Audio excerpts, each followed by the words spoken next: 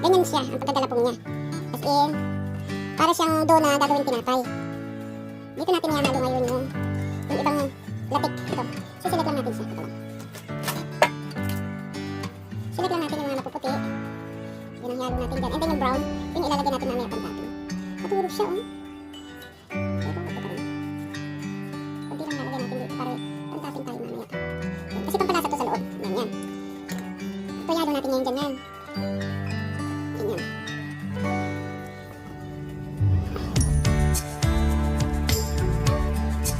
Para lalasa din yung lapik niya sa loob. Meron din siyang lapik na konti sa ibabaw pag nilagay natin sa dahon.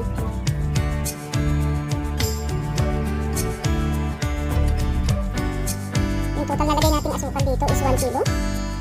1 kilo ng brown sugar. Yung segunda. Segunda. Yung segunda natin yung asukal. Okay na siya. Then erase natin. Kasi ang ating dahon ay hindi pa naka-ready. So lagay natin sa dito. At idahan natin guys.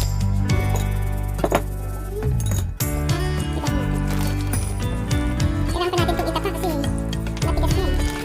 Pwede na pala. Kita nyo naman guys. Oh no. So kailangan natin siyang itaka sa sa apoy. Then saka pupunasan. Guys, tataka tayo ng dahon.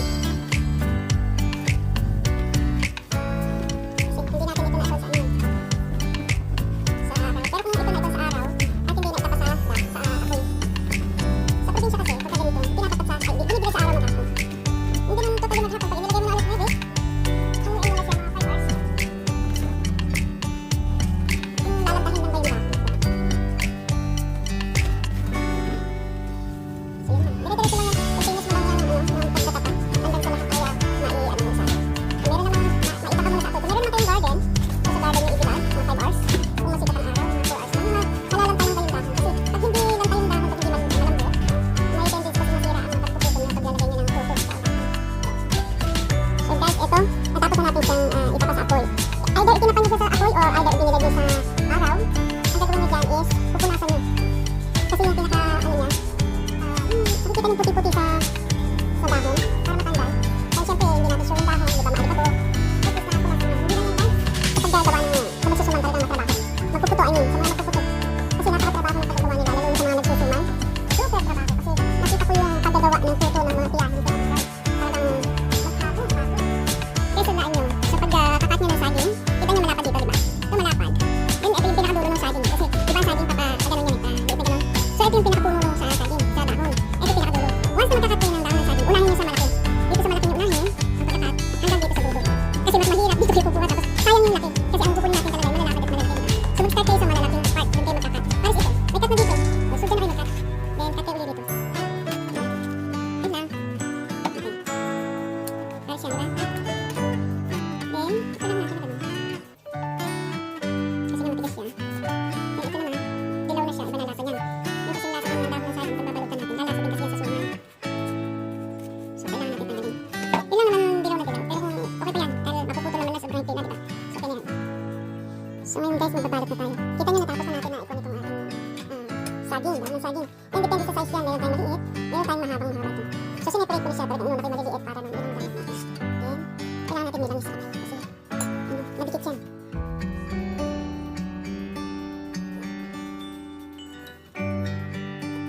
Ito malambot yung ating gawa. Kumpara sa ginagawa ng tiko ng araw. Then, ito siya.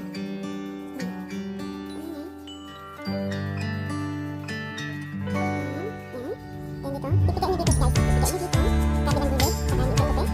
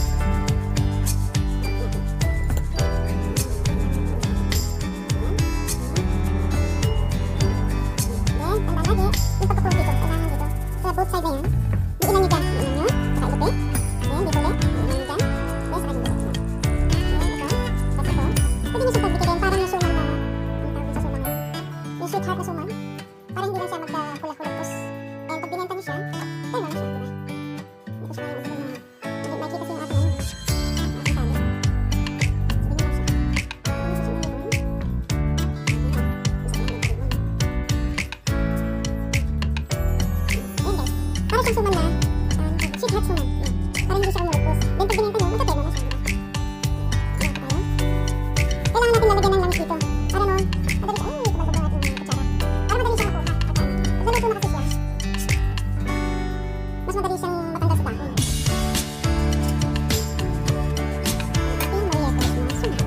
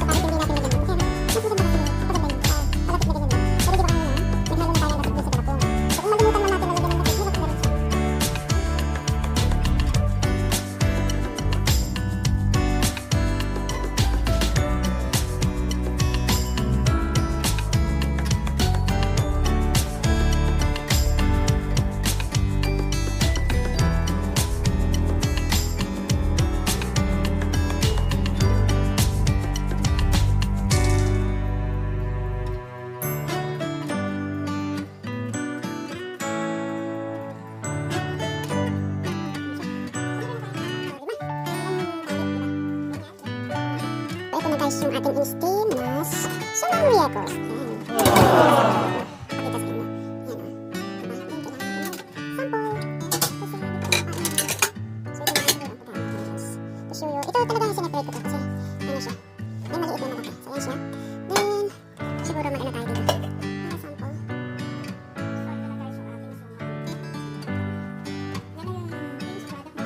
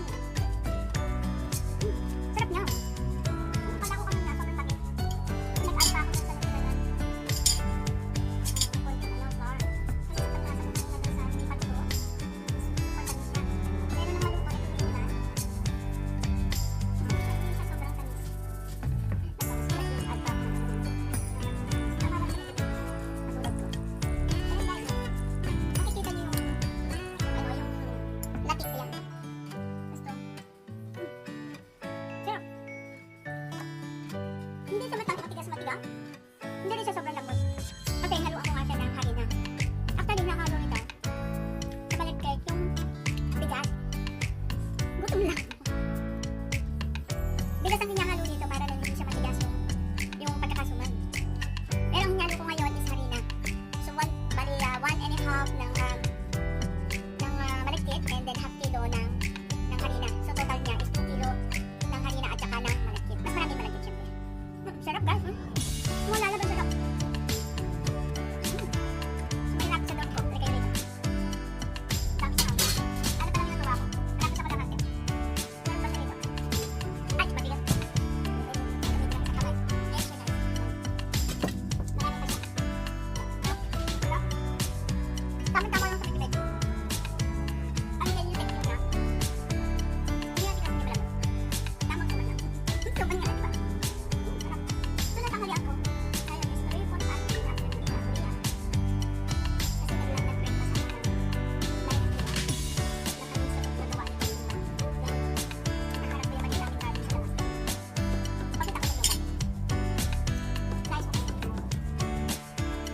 Ayan yung inayos ko kanina yung mini garden namin. Paglabas ang pintuan. Ayan yung gate ng amin. Doon. So inayos ko yan kanina. Nag-direct ako. Inayos ko yung ano. Diba? Kaya nakatin tayo. Labot na ng hapon yung ating lunch. O yan, ang aming mini garden. Ang nakatanim dito is may gabi kami. May sibuyas. Okay, syempre. Yung aking plant. Yan. Then meron kami gabi pa ron. And kamote yun sa sako. Then yan, meron dyan na lemongrass. Yan, may gabi pa rito.